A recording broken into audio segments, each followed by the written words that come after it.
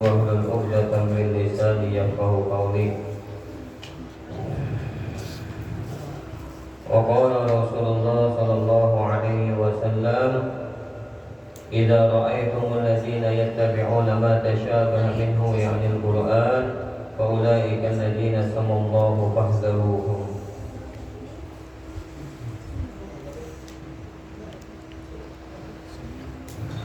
Alhamdulillah, segala puji hanya milik Allah Subhanahu wa taala yang telah mengumpulkan kita di tempat yang mulia ini dalam keadaan sehat wal afiat. Salawat serta salam semoga tetap tercurahkan kepada junjungan kita, baginda kita Nabi besar Muhammad sallallahu alaihi wasallam, keluarga beliau, sahabat-sahabat beliau dan orang-orang yang rela melanjutkan dakwah beliau. Bapak-bapak, ibu-ibu, jamaah langgar al-jannah yang dimuliakan oleh Allah, melanjutkan ta'lim kita di dalam hadis Nabi sallallahu alaihi wasallam yang diriwayatkan an Aisyah radhiyallahu taala anha qalat qala Rasulullah sallallahu alaihi wasallam, idza ra'aitumul ladzina yattabi'una ma tashabaha minhu ya'nil Qur'an. Apabila kalian melihat orang-orang yang mengikuti apa yang sama minhu dari Al-Quran, faulaika alladzina samallahu, maka mereka itulah orang yang Allah sebut fahdharuhum, berhati-hatilah terhadap orang tersebut. Sebelum memasuki hadis Nabi sallallahu alaihi wasallam, bahwasanya yang meriwayatkan hadis ini yaitu dari Aisyah radhiyallahu anha. Beliau ini Ummul Mukminin, istri Nabi sallallahu alaihi wasallam, Aisyah bintu Abi Bakar As-Siddiq. Salah satu gelar beliau Sayyidatuna Aisyah adalah As-Siddiqah bintu As-Siddiq. Beliau diberi kunyah disebut dengan Ummu Abdillah, mengibaratkan orang tua punya anak kayak Nabi dan diisi anak. Nama anak Nabi itu Qasim. Nabi punya kunyah, punya sebutan Abu Qasim. Aisyah sebagaimana itu juga beliau memiliki kunyah bernama Ummu Abdillah. Padahal kalau kita tahu bahwasanya Nabi lawan Aisyah ini kedada memiliki anak. Karena Nabi itu memiliki anak itu hampir semuanya dengan Sayyidatuna Khadijah. Satu Ibrahim dengan Maryatul Qibtiyah. Ya, dengan Sayyidatuna Aisyah ini kedada Nabi berisi anak. Tapi kenapa Aisyah ini diberi kunyah Ummu Abdillah? Abdillah ini adalah anak saudarinya Sayyidatuna Aisyah. Tapi karena lebih dekat dengan Sayyidatuna Aisyah, digelar Sayyidatuna Aisyah dengan Ummu Abdillah. Tazawwajaha Rasulullah sallallahu alaihi wasallam qabla al-hijrah di Makkah wa hiya bintu sinin wa qila sab'in. Rasulullah memperistri Sayyidatuna Aisyah itu sebelum hijrah, masih di Mekah. Ketika diperistri oleh Nabi, Sayyidatuna Aisyah itu berusia 6 tahun. Ada yang mengatakan 7 tahun. Namun ibarat hitungan kita tuh 6 tahun, 7 tahun tuh masih halus kekanakan. Tapi wallahu a'lam, di zamannya Nabi orang Arab tuh kan badannya ganal-ganal. Walaupun umurnya muda, tapi posturnya dewasa. Nah, beliau Sayyidatuna Aisyah diperistri Nabi berusia ketika itu 6 tahun, ada yang mengatakan 7 tahun. Nah, wafat Nabi bil Madinah, tetapi tidak langsung bersama Nabi, tidak langsung bersatu rumah dengan Nabi. Tetapi satu rumah dengan Nabi ketika di Madinah, nikahnya di Mekah, bersatu dengan Nabi, satu rumah dengan Nabi ketika di Madinah. Dan ketika itu usianya 9 tahun. Itu Sayyidatuna Aisyah. Nah, ketika wafatnya Nabi Shallallahu Alaihi Wasallam, itu Sayyidatuna Aisyah masih berumur 18 tahun. 18 tahun. Dan beliau wafat di Madinah di tahun 56. Ada yang mengatakan 57 Hijriah, sedangkan wafat dengan usia 65 tahun. Dufinat bil Baqi lailan. Kemudian dikuburkan di pekuburan Baqi. Hampir semua istri Nabi itu dikuburkan di Baqi. Ada 2 yang tidak dikuburkan di Baqi. Ya, salah satunya Sayyidatuna Khadijah. Sayyidatuna Khadijah itu di Hujun, kata orang, di Ma'lah, di Mekah. Ada satu lagi nama istri Nabi yang ada dikuburkan di Baqi. Tapi semuanya hampir di Baqi, di Madinah dikuburkan istri-istri Nabi Shallallahu Alaihi Wasallam. Kanat afqahun nisa mutlaqan. Ada Sayyidatuna Aisyah adalah perempuan yang pintar, yang paham tentang agama di zamannya Sayyidatuna Aisyah. Mengibaratkan banyak perempuan di zamannya Sayyidatuna Aisyah, yang paling pintar, yang paling paham tentang agama itu Sayyidatuna Aisyah. Nah, wa'ahaku, Sayyidatuna Aisyah ini adalah istri Nabi yang paling dicintai, yang paling afdol di antara istri-istri lain kecuali Sayyidatuna Khadijah. Karena kalau di antara Sayyidatuna Khadijah dengan Sayyidatuna Aisyah, yang afdol, yang paling dicintai itu ujar ulama Sayyidatuna Khadijah.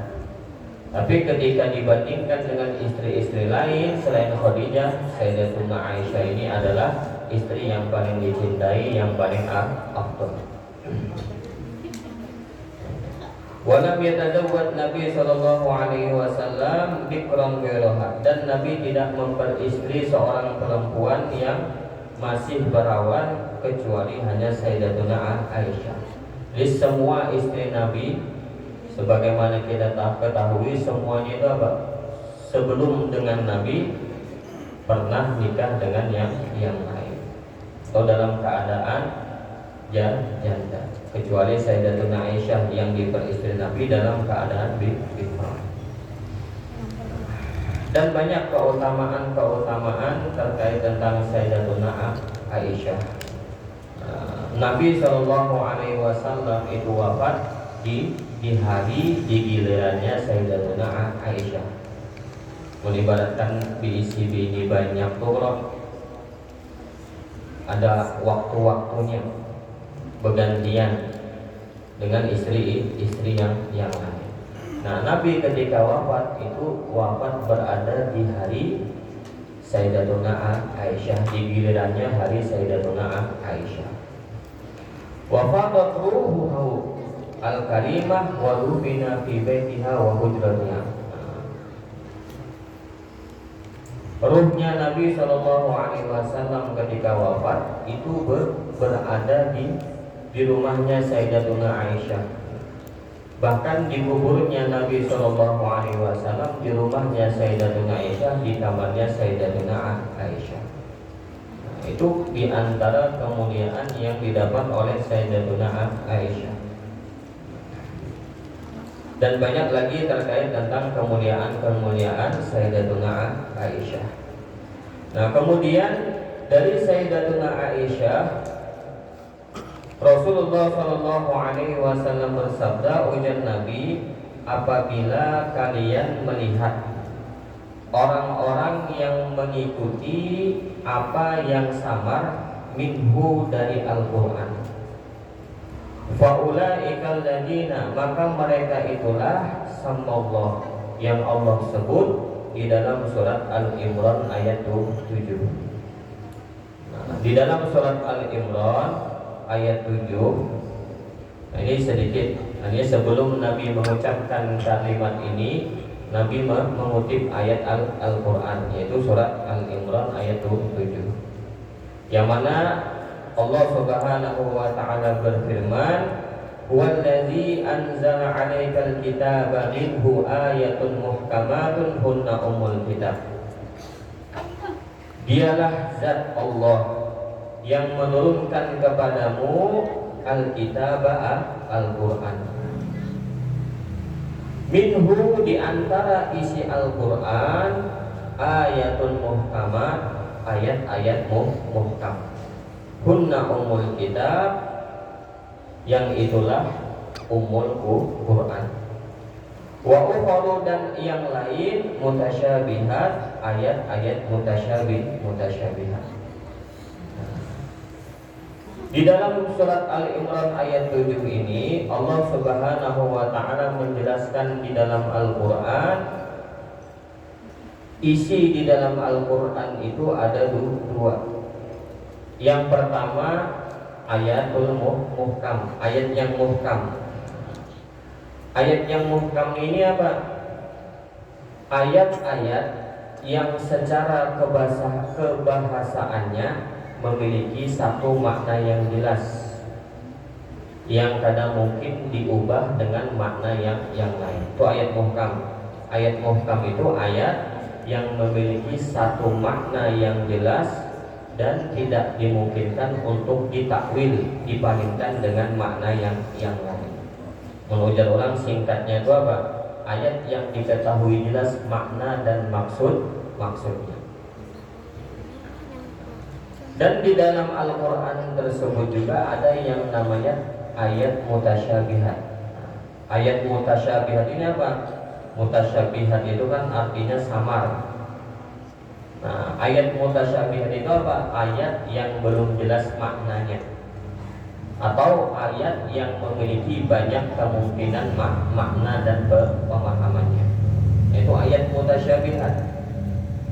Nah, ulama berbeda terkait tentang ayat mutasyabihat. Di antara ulama mengatakan yang dimaksud dengan ayat mutasyabihat itu apa? Di antaranya ayat yang berada di permulaan surah, ya, kayak seperti kaf, ya, ain, shad, alif, lam, mim, yasin. Nah, itu semua ayat-ayat mutasyabihat, ayat yang samar maknanya, yang mana ayat ini hanya Allah lah yang lebih tahu maknanya. Makanya kalau di dalam tafsir, kalau kalimat kaf, ya, ain, shad, tafsirnya Allahu a'lamu bimuradihi. Allah yang lebih mengerti makna yang dikehendaki dari ayat tersebut. Artinya kalimat ini apa? Yang memiliki banyak makna. Banyak maknanya, banyak pemahamannya. Itu ayat-ayat mutasyabihat. Nah, ada juga di antara ulama yang mengatakan termasuk juga ayat mutasyabihat itu apa? Ayat-ayat yang menjelaskan sifatullah. Secara zahir ayat tersebut seakan-akan menyamakan Allah dengan makhluk. Ada di dalam Al-Quran itu kan lafaz atau ayat Al-Quran itu mentajsimkan Allah, seakan-akan menyebut Allah itu serupa dengan makhluk. Allah itu punya anggota. Ya, contohnya yadullah fawqa aydihim. Ibaratkan kita maknakan secara harfiah, secara zahir, yadun itu kan tangan, yadullah fawqa aydihim. Secara zahir, secara harfiah, artinya kan kita artikan tangan Allah di atas tangan-tangan mereka. Ada juga di dalam ayat Al-Quran, kullu syai'in halikun illa wajhallah. Segala sesuatu itu binasa kecuali wajhallah, wajahnya Allah. Atau di dalam ayat yang lain, Ar-Rahmanu ala arsy istawa. Zat yang maha pemurah bersemayam di arsy. Nah, ayat-ayat seperti ini termasuk juga ayat-ayat mutasyabihat.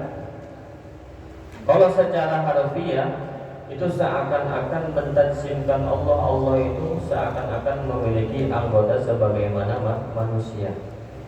Karena ada ayat yang muhkam, yang jelas, yang menggambarkan Allah Subhanahu wa taala itu laisa kamitslihi syai'un. Allah itu kadang ada yang serupa dengan Allah Subhanahu wa taala. Tidak ada sesuatu pun yang menyerupai Allah.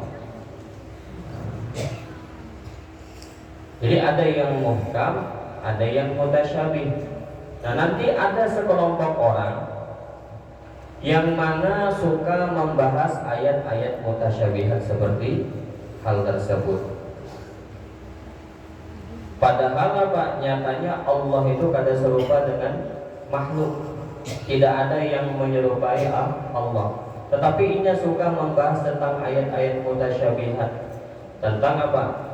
Allah Subhanahu wa ta'ala. Orang-orang yang seperti inilah yang disampaikan oleh Nabi fahdaruhum. Berhati-hatilah dengan orang tersebut. Berhati-hatilah dengan orang tersebut. Di sini Nabi Shallallahu Alaihi Wasallam menyampaikan di dalam hadis, kalaupun misalnya ada orang-orang yang zaman sekarang kedada misalnya, zaman kita saat ini kedada orang yang suka membahas ayat-ayat mutasyabihat, kedada orang-orang yang suka bertanya tentang ayat-ayat mutasyabihat. Maka Nabi ini mengabarkan bahwasanya nanti akan datang orang-orang ataupun sekelompok kaum yang mana mereka ini suka yang namanya membahas ayat-ayat mutasyabihat, suka bertanya tentang ayat-ayat mutasyabihat.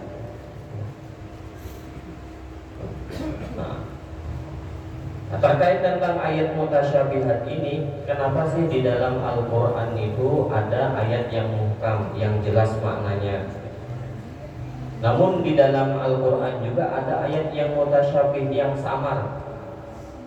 Ujar Allah, wa ma ya'lamu ta'wila illallah. Tidak ada yang mengetahui makna ayat mutasyabihat itu secara hakikat kecuali Allah.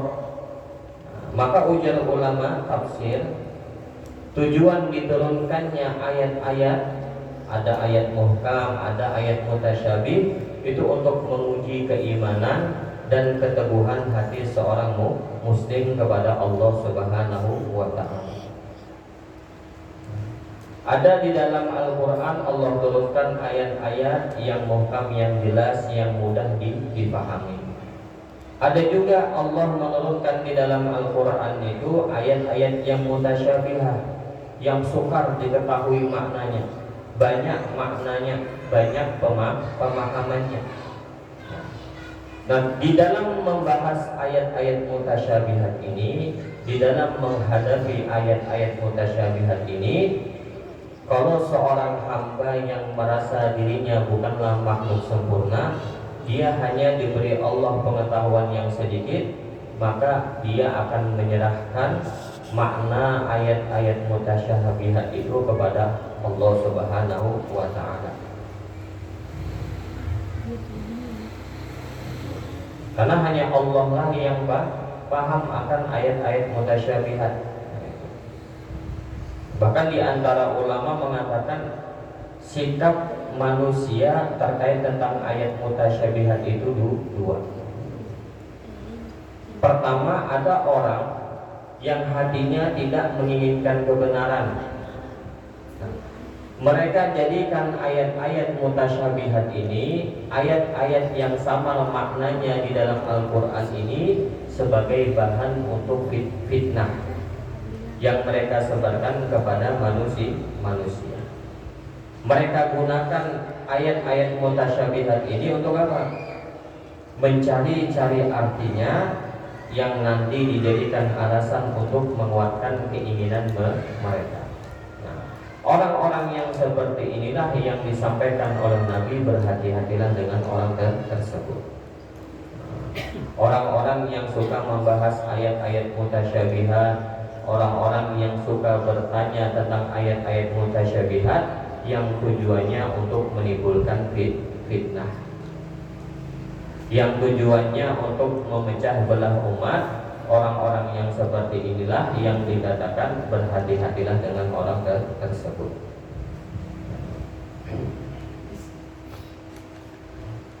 Beda pula misalnya orang yang bertakun tentang ayat mutasyabihat tapi ingin mencari kebenaran, mencari kebenaran. Ia bertakun untuk bukan menimbulkan fitnah. Ini hanya bertakun tentang ayat mutasyabihat ini untuk mencari kebenaran makna dari ayat mutasyabihat tersebut, agar tidak salah paham, agar tidak salah paham terkait Allah Subhanahu wa Ta'ala. Nah, kalau orang-orang yang bertanya untuk mendapatkan petunjuk, ingin paham, maka apa? Kita jangan jauhi. Kita apa? Kalau kita bisa memberikan jawabannya, maka kita menjawab apa yang ia tanya sebisa kita. Nah, tetapi berbeda dengan orang-orang yang tujuannya menimbulkan fitnah. Kalau di sini diceritakan ada di zamannya Sayyidina Umar, ketika Sayyidina Umar itu menjadi khalifah, ada seseorang namanya Abdullah bin Sobik atau Abdullah Sobik. Ini bertakun terus lawan Sayyidina Umar tentang ayat-ayat mutasyabihat. Mengibaratkan kita, ya Umar, yadullah itu apa artinya? Apakah tangan Allah? Allah itu berisi tangan kan? Takuninya. Bertakunin di dalam ayat Ar-Rahman wa ala arsyistawa. Apakah zat Allah itu bersemayam?